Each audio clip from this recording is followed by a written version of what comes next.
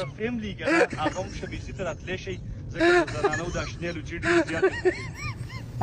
نه نو داسې د لګان هم پاسې بیا موږ له د پښتو خبرې کوي او موږ له د غیرت خبرې کوي لکه پښتون سړی داسې خبرې کوي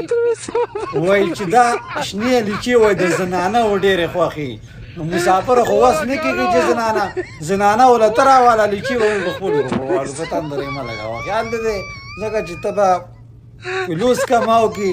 او موږ به سور مناو کړو خیال دی نه موږ هسې سور له راغلي یو په تندر یې مه لګوه نور موږ په نوره زندګۍ باندې څه کوو